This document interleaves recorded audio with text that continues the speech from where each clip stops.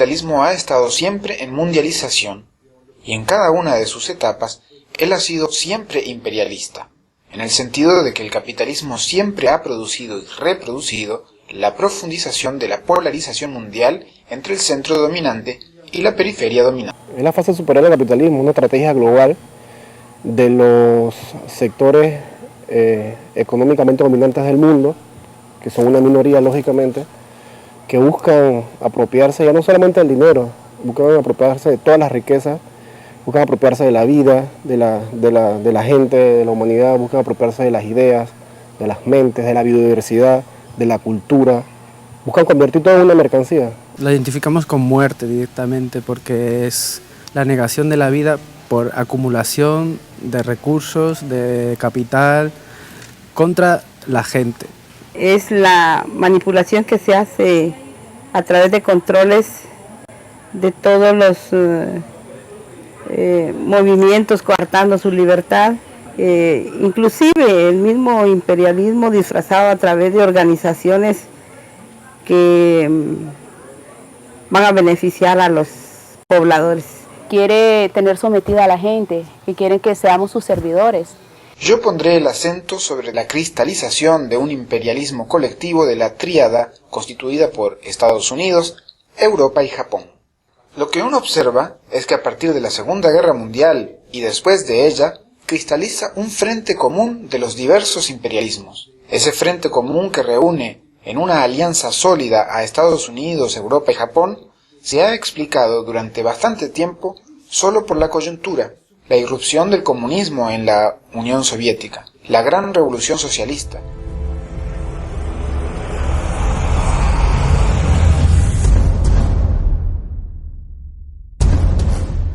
La estrategia de dominación hegemónica de Estados Unidos para Centroamérica responden a un propósito que va más allá de el control de los servicios públicos a través de los procesos de privatización, más allá del control de los mercados de la región centroamericana, y que principalmente tiene como objetivo supremo el control de los recursos naturales, desde sus tres componentes. El primer componente, que son los tratados de libre comercio, como instrumentos de dominación y de anexión de la región centroamericana a los Estados Unidos. En tanto, acuerdos internacionales son leyes de la República, al ser ratificados por la Asamblea Legislativa de nuestros países, por nuestros congresos, subordinan o subsumen toda nuestra legislación nacional. Un segundo componente de la estrategia de dominación hegemónica, que son los megaproyectos de inversión, son un conjunto de iniciativas financiadas con presupuestos de los pueblos, de los estados centroamericanos y del sur-sureste de México, o a través del endeudamiento público de los países, para poder llevar a cabo obras de infraestructura que responden a esa lógica de seguridad nacional. Y un tercer componente de esa estrategia, que es el componente de la militarización.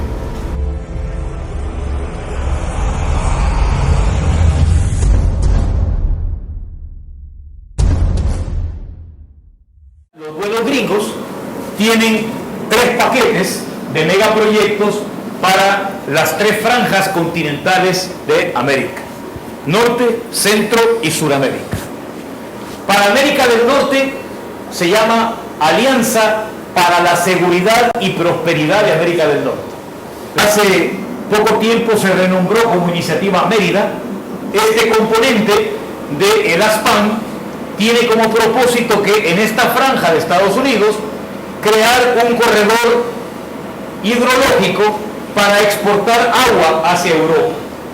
Para Centroamérica, el componente de megaproyecto se llama Plan Puebla-Panamá, y recientemente se ha renombrado como Iniciativa Mesoamericana, y este conjunto de megaproyectos de inversión en todo el trazo del Istmo Centroamericano y la región del sur-sureste de México tienen como propósito o responden a la lógica del comercio transfronterizo, transpacífico y transatlántico. Además, es una vía alterna a través de canales secos que se presenta frente a la posibilidad del traslado interoceánico actual a través del Canal de Panamá. Y para América del Sur, la estrategia se llama Iniciativa para la Integración de la Infraestructura de Sudamérica, IIRSA. Plan Puebla-Panamá es una iniciativa que tiene 8 componentes. Primero de ellos se llama Iniciativa para el Desarrollo Humano. Esto es muy seductor. Hay otra iniciativa que se llama Iniciativa de Desarrollo Sustentable. Una tercera que se llama Iniciativa para la Prevención y Mitigación de Desastres. Y así, 5 iniciativas más que configuran la Iniciativa Mérida.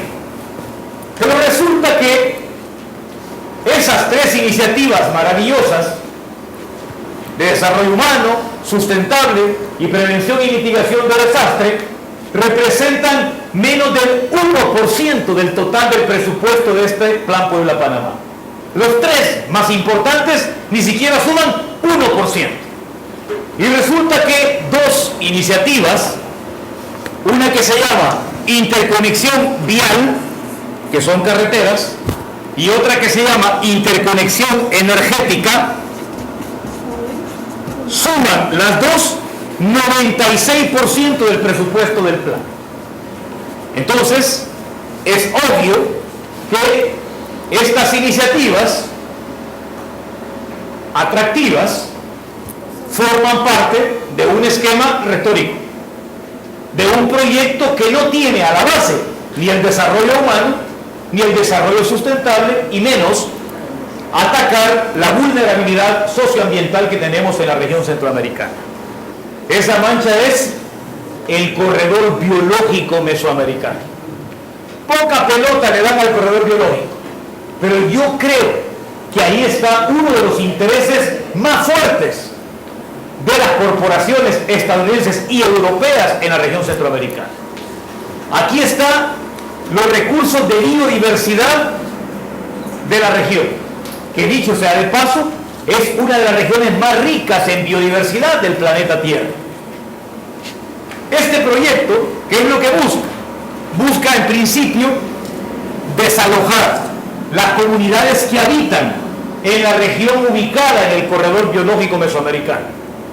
Entonces ahí hay una afectación que va más allá de la pérdida de nuestros recursos naturales, de nuestros recursos de biodiversidad, sino la posibilidad de la apropiación de los conocimientos tradicionales de los pueblos indígenas y de los pueblos originarios.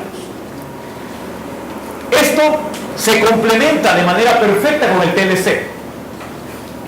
Los megaproyectos de inversión crean la infraestructura, crean el área del corredor biológico mesoamericano, y por otro lado el TLC, a través del capítulo de propiedad intelectual, legitima para que las transnacionales puedan apropiarse por la vía de las patentes de los recursos naturales que están en esa región.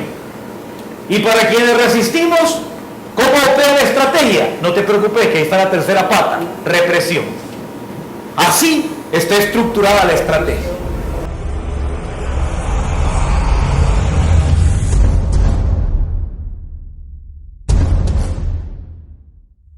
La segunda pieza de la estrategia son los tratados de libre comercio.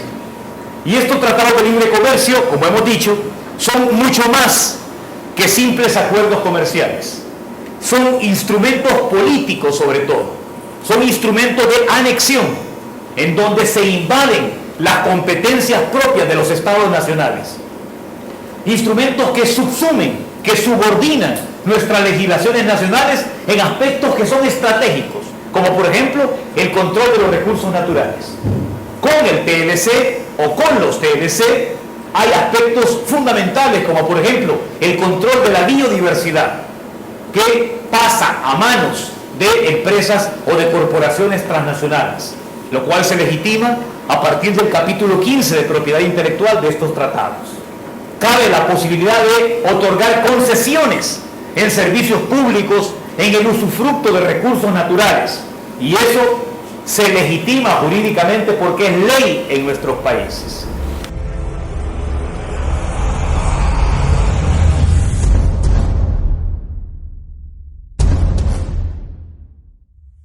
El componente clásico de la estrategia de seguridad nacional ha sido el componente militar. Y el propósito desde siempre fue el control de las fronteras de los países. Ahora resulta que la frontera estadounidense ha extendido sus límites. La frontera estadounidense ya no limita solo al norte con Canadá y al sur con México. La frontera del mundo se extrapoló al planeta Tierra. Y hay que defender el territorio estadounidense desde el planeta. Ese concepto entonces de defensa del territorio a través de las fronteras, desde los atentados del 11 de septiembre, tiene un matiz distinto. Ahora no solo es la defensa del territorio desde las fronteras, ahora extendidas, sino que también la lucha contra el terrorismo y el narcotráfico. Y en la región centroamericana, donde sudamos calenturas ajenas por los gobiernos entreguistas que hemos tenido secularmente, ocurre que en Centroamérica también se lleva a cabo la lucha contra el terrorismo. ¿Cómo se visibiliza eso? Lo podemos mirar a través de la aprobación de leyes antiterroristas. Leyes antiterroristas en Centroamérica. Es absurdo, pero tiene sentido en la medida en que es un instrumento jurídico que sirve para legitimar la represión contra los movimientos de resistencia o contra los movimientos sociales. Es más, es la oportunidad de colocarle una viñeta que le estigmatice como terrorista. Pero no solo se expresa a través de eso, se expresa a través de una creciente militarización de las policías nacionales civiles. Se expresa a través de mayores competencias de los ejércitos en labores de seguridad pública. También se puede mirar en la presencia cada vez más numerosa de bases militares. Entonces, este es el componente represivo de la estrategia hegemónica. Este es el componente que va a servir para soportar, para contener los procesos de resistencia de los pueblos ante la implementación de esta estrategia. Históricamente, Estados Unidos ha estado presente en la región. Ha habido muchos episodios de violación a la autodeterminación de los pueblos de Latinoamérica, pero es importante que entendamos que lo que está pasando en este momento con las bases en Colombia, con la iniciativa Mérida, con el golpe de Estado en Honduras, corresponden a una lógica nueva de militarización. Estados Unidos tiene algo que se conoce como el Comando Conjunto, ¿no? El Comando Conjunto es una estructura militar mundial que tiene como componentes 6 comandos en el mundo que de alguna manera se reparten en las distintas regiones del planeta, ¿no? El Comando Norte pues es todo lo que es Estados Unidos, Canadá, Alaska, hasta México, incluso Cuba queda dentro del Comando Norte, ¿no? Es decir, que el Comando Norte es el que va a dirigir las operaciones militares, los ejercicios militares, y el Comando Sur, que digamos va desde la frontera sur de México hasta la Patagonia. Pues efectivamente en la actualidad no se trata solamente de que los comandos trabajen en términos de su área de influencia, ¿no? Como podría ser en este caso pues toda Centroamérica, Sudamérica y el Caribe, sino que lo que está pasando en la actualidad es que todos estos comandos están operando de manera articulada, ¿no? De distintas maneras, y además como la tecnología militar se ha desarrollado mucho en términos de comunicaciones, en términos de transportes, es mucho más fácil que ellos estén haciendo operaciones de manera conjunta. Estados Unidos está planteando en la actualidad es un ideal, un concepto que se conoce como dominación de espectro completo. Entonces es un tipo de dominación que tiene que ver con diversos ámbitos, en donde ellos no solamente están contemplando las confrontaciones bélicas directas, o sea, las guerras, digamos, sino también incluso situaciones que ellos consideran ambiguas, que no son ni paz ni guerra, o sea, operaciones de pacificación o incluso, como dicen ellos, imposición de la paz. Quiere decir tener acceso y libertad para operar en todos los ámbitos, como son el espacio aéreo, mar, tierra, etcétera, ¿no? Y también en el terreno de la información, ¿no? Entonces, el ideal del espectro de dominación de espectro completo, pues es todo esto, pues, ¿no? O sea, no solamente actuar en momentos de guerra, sino también en momentos de paz y en todos los ámbitos físicos e informáticos, ¿no? Y de lo que se trata es, en la retórica militar de Estados Unidos, de asegurar una victoria en cualquier frente y en todo momento, ¿no? Y bueno, adicionalmente, Estados Unidos necesita generar apoyo en la región, ¿no? Países, grupos, etcétera, que permitan instrumentar la política militarista que ellos quieren, es decir, gobiernos que les permitan instalar bases, realizar ejercicios, que les den chance de invertir o hagan planes de cooperación en seguridad, ¿no? Plan Colombia, Iniciativa Mérida, en Perú el Plan BRAE, etcétera, ¿no? Entonces, no solamente es suficiente todo su poderío económico y militar, sino que también necesitan que regionalmente haya grupos, partidos políticos, élites que de alguna manera permitan hacer posible esa política militarista, ¿no? Digamos que hay un discurso general que ellos han lanzado con fuerza después del ataque a las Torres Gemelas, todo esto que tiene que ver con el terrorismo islámico de Al Qaeda, las redes terroristas. Sin embargo, vemos que en el caso de América Latina ha habido parte de estas nociones que han sido reapropiadas por los gobiernos que son más, digamos, más proclives a Estados Unidos, ¿no? Entonces, por ejemplo, el caso de este concepto que se ha usado en Colombia y en Perú para hablar de las FARC, o en el caso de Perú de Sendero Luminoso, pues es una especie de apropiación del concepto del terrorismo, nada más que en este caso se les llama narcoterroristas, ¿no? Entonces son, por un lado, digamos, estarían siendo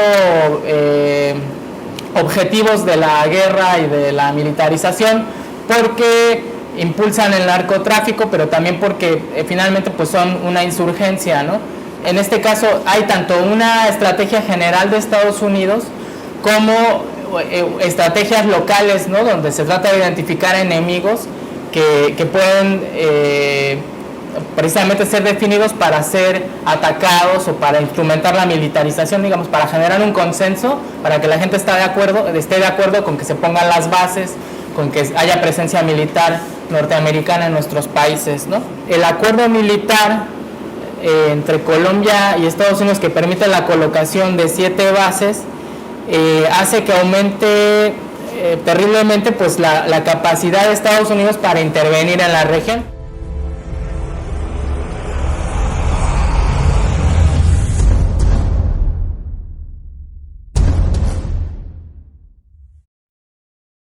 La base aérea de Soto Cano en Palmerola fue históricamente una base dedicada a la realización de ejercicios aéreos, sobre todo salto en paracaídas. La presencia norteamericana en la base data de los años 60. A partir de 1984 cambió su carácter al de Fuerza Tarea Conjunta, lo cual hace que hubiera más efectivos y que se realizaran ejercicios y operaciones de manera más constante y, como les decía, que en principio tendrían que estar limitadas, ¿no? Estamos conscientes que hubo una intervención directa del imperialismo norteamericano en este proceso del golpe de Estado.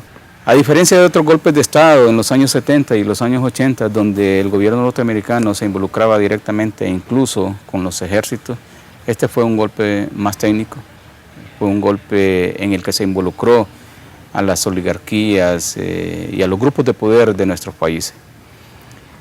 Es lógico que después del golpe de Estado, el involucramiento del gobierno norteamericano a través del Departamento de Estado fue mucho más evidente. En Honduras prevalece una situación y es que los grupos de poder tienen cooptado no solo el Congreso, todas las instituciones políticas, sino también los medios de comunicación. Honduras, de hecho, pues podemos decir es una colonia de Estados Unidos. Es un cuasi-estado libre asociado. Honduras, por su posición geográfica, tiene un peso invaluable para asegurar la hegemonía imperialista. Tenemos 3 fronteras con 3 países, hermanos. Nos ha utilizado para evitarse el costo político internacional que tendría invadir directamente a países hermanos que se alzaron en armas en rebeliones populares contra dictaduras que les oprimían. En las elecciones del 2005, el pueblo eligió a un presidente de la República que ofreció participación real del pueblo en la toma de decisiones. Nos habló de equidad social y le tomamos la palabra con fe, con confianza y con mucha esperanza. Así, respondiendo a nuestras expectativas y a sus promesas, se propuso realizar algunas acciones importantes, entre ellas, aprobar, fue lo primero que hizo, una ley de participación ciudadana. Aprobar un salario mínimo justo y digno, lo cual indignó muchísimo, muchísimo a la empresa privada. Se propuso recuperar la estratégica base norteamericana de Palmerola, en Comayagua, idea que tampoco le gustó para nada a los gringos. Negoció con el movimiento de mujeres y logramos que vetara un decreto legislativo proveniente del Opus Dei, instalado fuertemente en el Congreso Nacional de Honduras, mediante el cual se prohibía el uso de las pastillas de anticoncepción de emergencia PAE. Esto enfureció mucho al Opus Dei en el Congreso y también a las iglesias golpistas.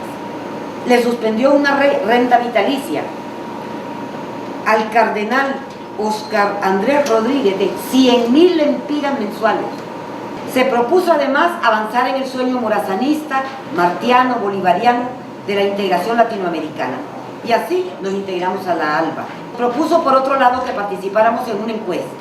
Era una simple encuesta que nos consultaba si queríamos o no que en las elecciones de noviembre hubiera una cuarta urna, donde ahí íbamos a ir a decir también sí o no queríamos que el Congreso Nacional instalara una Asamblea Nacional Constituyente de cara a la elaboración de una nueva Constitución. Esto último sirvió como el fútbol en la guerra de 1969 entre Honduras y El Salvador de pretexto para lanzar la bala trazadora. Se lanzó y pensaron y piensan algunos al país más débil. Muchos dicen se lanzaron contra el país más débil y yo creo que se equivocaron y se equivocan porque en Honduras hay pueblo. Hay una resistencia popular mucho más fuerte de la que jamás pudieron imaginar. Y prueba de ello es el ridículo nivel de participación que lograron sus amañadas y militarizadas, ilegítimas y forzadas elecciones generales. Pero hay que tener claro un elemento. El disparo del golpe iba dirigido contra la ALBA, contra la integración centroamericana, latinoamericana y del Caribe, contra la democracia que queremos construir desde nuestra propia propuesta y nuestra propia visión. La batalla se está dando en Honduras, pero solo como espacio físico, en contra de todos los pueblos. Se da en Honduras, pero esta batalla es de todos los pueblos y debe ser defendido por todos los pueblos. Militarización no solamente tiene que ver con la colocación de bases militares o con la utilización de tecnología de punta para aniquilar a los inconformes, ¿no? A las resistencias, sino que la militarización es sobre todo un objetivo cultural, ¿no? O sea, lo que ellos quieren es que nosotros estemos de acuerdo y que no protestemos por lo que están haciendo, ¿no?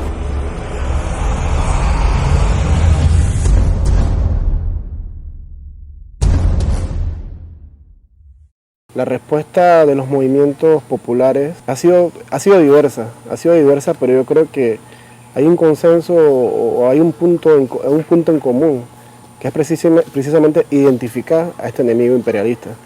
El enemigo imperialista que hoy asume tres rostros o tres caras o tres ejes, que es el de los Estados Unidos, el de la Unión Europea y el otro que es el eje China-Japón.